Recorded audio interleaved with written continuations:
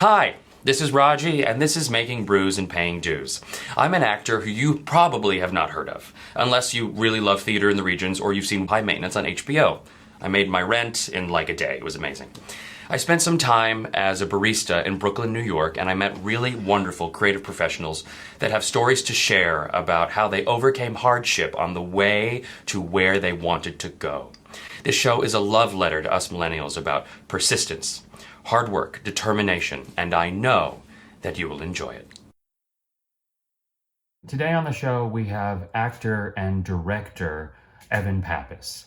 Evan is the artistic director of the Argyle Theater in Babylon, New York, and that's where I met him when I played Blackstash in their production of Peter and the Starcatcher. You might notice that I'm coming to you from my bedroom, not in studio, quarantine style, with my quarantined buzz cut. But this does seem like the right time to release this interview. We shot it a year ago in studio, and Evan's story is one of incredible hope. He started as an actor in shows like A Chorus Line and Parade and My Favorite Year and Beach Blanket Babylon in San Francisco. And he suffered an incredible accident that helped him see life in a different way and helped him find hope and encouragement. And my prayer is that this story brings you hope and encouragement right now. I think as a nation right now, as a planet, we need hope and encouragement. And my prayer is one of safety, health, and peace for all of us, all of you watching. And I pray the best for all of us. Enjoy the interview.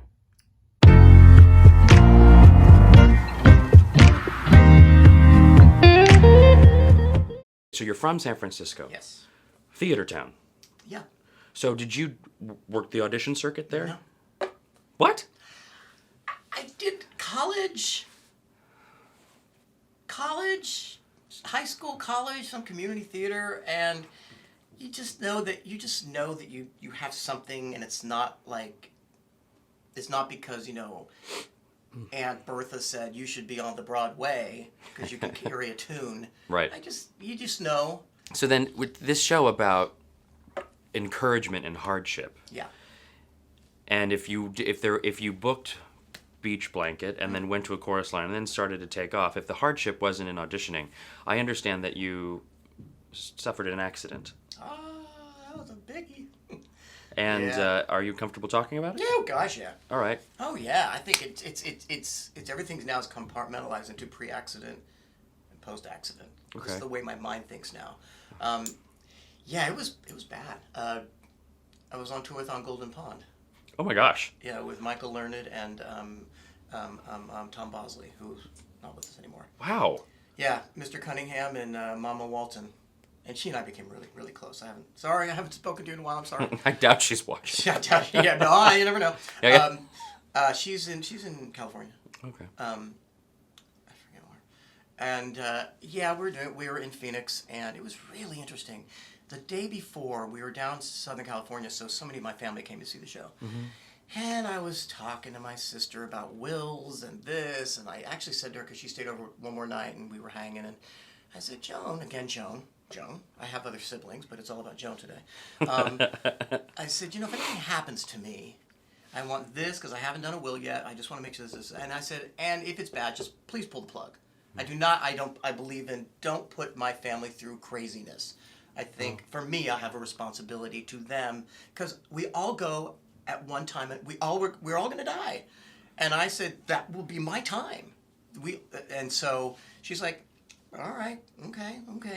The next day, we left LAX and went to Phoenix and went to the hotel, and that was crazy. And then got in the car, and the last thing I remember saying with the woman who was with me in the car, Kate, I remember saying, we're going the wrong way, I'm going to turn around.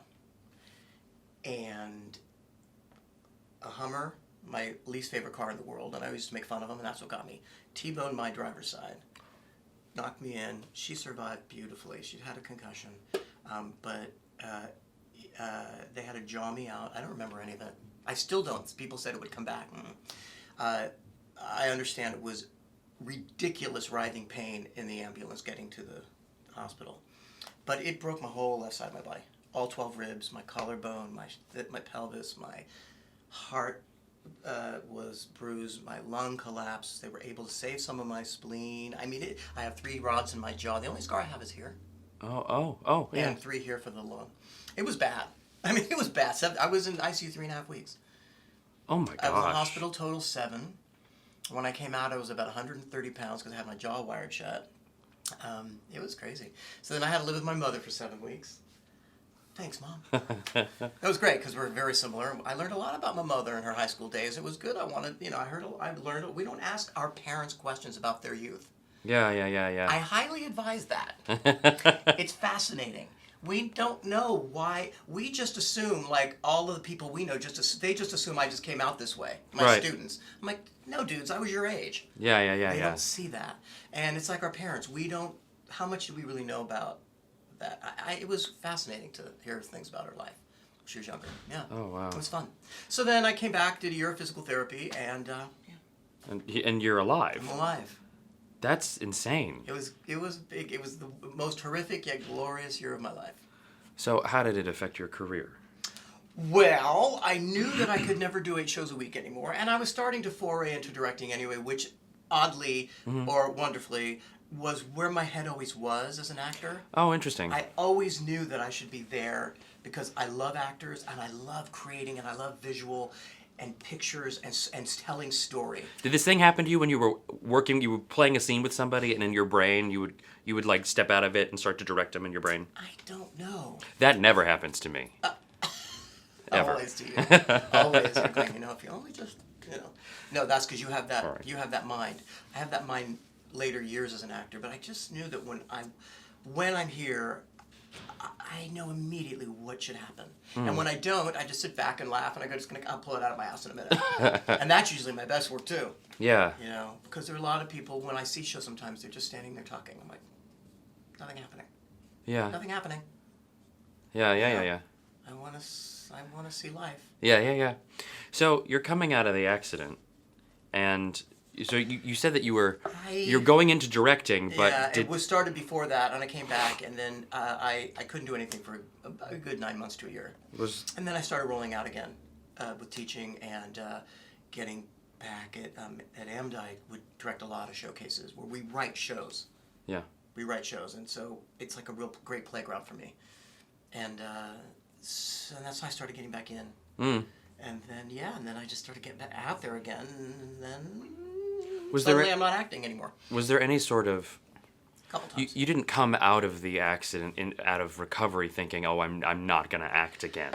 It's funny. It made, yes, kind of, maybe it made me rethink stuff. It made me look at things in another way now. I think I'm a better person as a director than I was as an actor. I think because I like taking care. And when you're an actor, you're only thinking about yourself. You know what I mean? Yeah. There are some who, like us, who want to take care of, and we want to make sure but there are many who it's about them.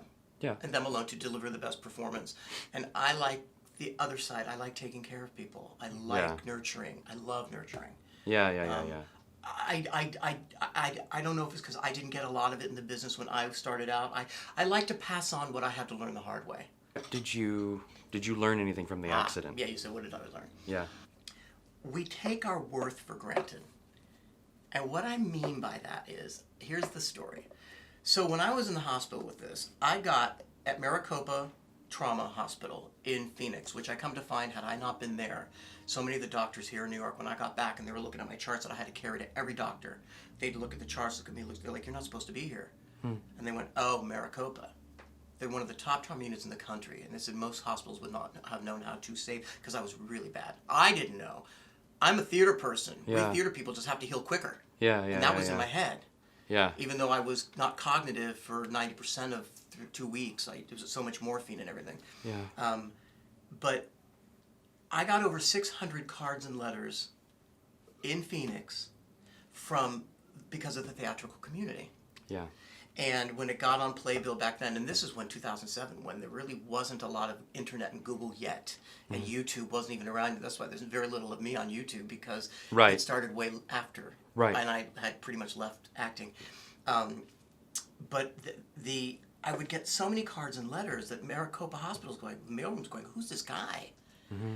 And it was because of, remember I said I'd be nice to everybody, and Yeah. or just be nice to everybody, and as best you can. And I was getting cards from London, where I worked for a year, Canada, all over the country, all the regional theaters I worked at. I mean, because I'd worked extensively, and the impact you have on people, the cards. And so I got one letter from a guy.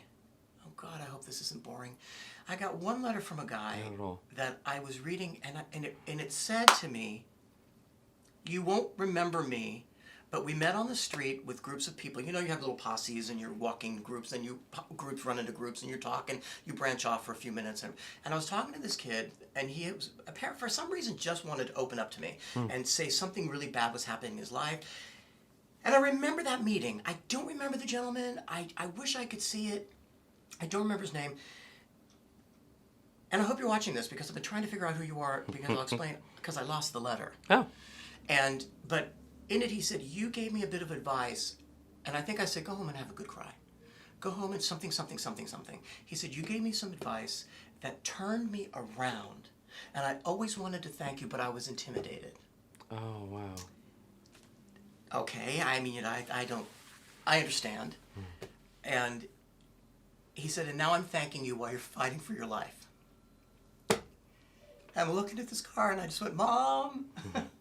And I showed my mom, and I just was weeping, thinking, it is true that the simplest thing we say to somebody can really profoundly affect. And that's why I say we take our worth for granted, because sometimes we think, "Oh, nobody cares what I have to say. Nobody cares what I think." Or nobody, and yet we have to be so careful what we say. I mean, I can think of some things I've said to people that I just go, that emoji is my favorite emoji, this one. I go, I wish I'd never said that. It shapes, but things that we say, it shapes our lives. And so now cut to, I still have all those letters. I've saved them in a box. I can't find that letter. Wow. And so I don't remember the name and the return address or anything. And it's still killing me. I thought about doing like an indie film, trying to find this person. Yeah. Talking about the accident and this and the letter and that, and I thought, would that make an interesting film? I don't know. Would it? I don't know. I think it would. But if you're watching this, and please get in touch with me. Yeah. So I can say thank you. Yeah, we can facilitate that if you want. Yeah, I don't know. It was a beautiful letter, and that's when I realized that we don't Take our think work we don't worth. think we matter sometimes, but we do. We take our worth for granted. Yeah. Thank you. He's so brilliant, this guy. Oh God. He's so brilliant. He's so brilliant.